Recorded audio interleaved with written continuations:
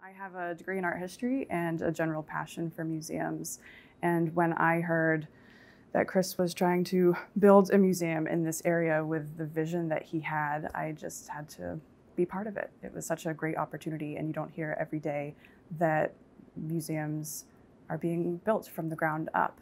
So my role within the Samuel Slater experience has been that of the curator. Typically that's more traditional in the sense that, it deals with just the collection, building a collection, the content within the exhibits, and this has been a little different.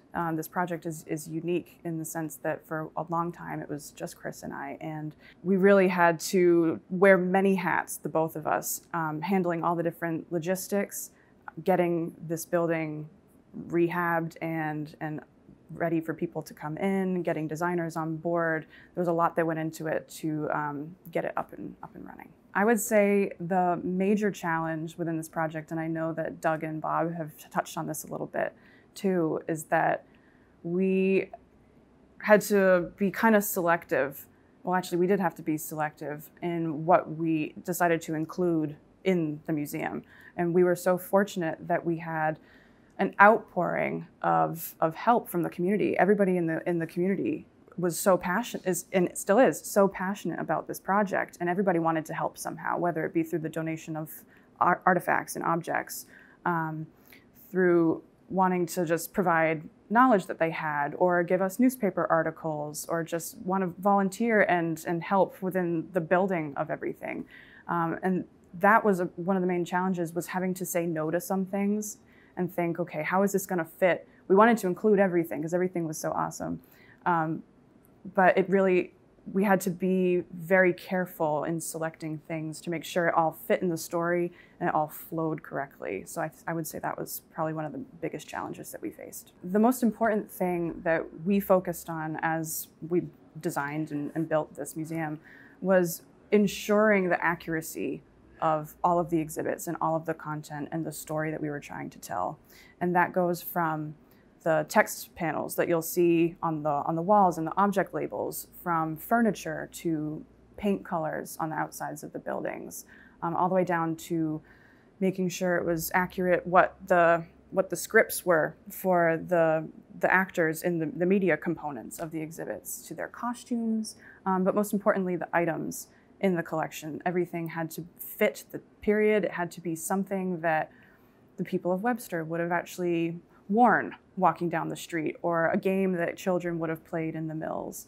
We have aprons in the mills, something that would have been accurate, that they would have actually used or that would have been around at the time. Most of the buildings on Main Street can be remembered by those living today in the area, by the residents of Webster, but also Oxford and Dudley.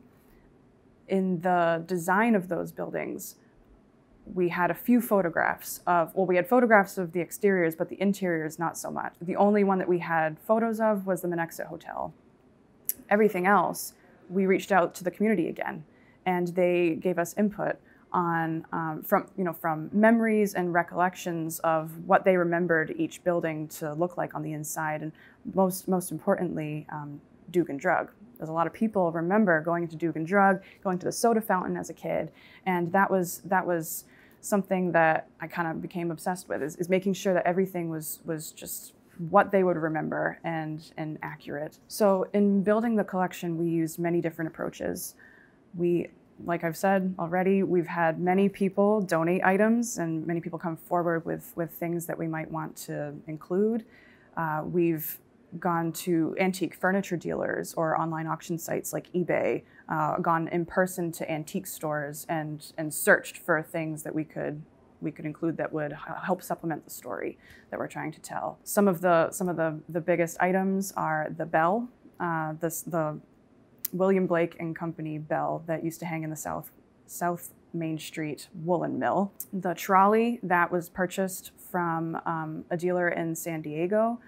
We tried very hard to find a trolley that actually would have been driven in the streets of either Worcester or Webster. It was very difficult to find one that was in good condition because they are so old. But we got that one and brought it back and refurbished it to make it look like it was an Osgood Bradley trolley. So in addition to larger items, we had some smaller items as well. Some really great artifacts are 2 Hunzinger chairs. They're a grandfather and grandmother chair, and they were given to an employee of one of the Slater mills as a retirement gift. So it was a really cool story. He was a loom fixer, and when he was younger, was working on the looms, and his arm got caught in one of the belts and he lost his arm. But he stepped away, recovered, and then it didn't stop him from coming back. He came back and dedicated his whole life to Slater and worked in the mills, and we have those chairs here for people to view, which is, it's really a great story. We've had people donate smaller items, hymnals, children's hymnals, books, vanity sets, hats. One of the column capitals from the Menexit Hotel that was salvaged when it was torn down in the 1960s.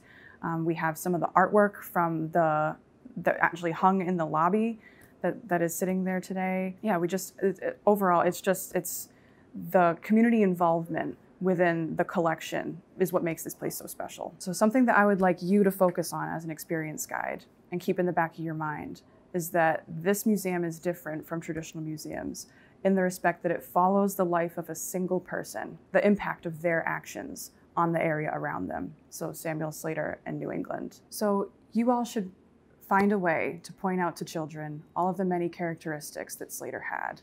Some of the most important being courage and determination to follow your dreams and be whatever you want to be. And they should be inspired by his ambition and learn that anything is achievable through perseverance and determination.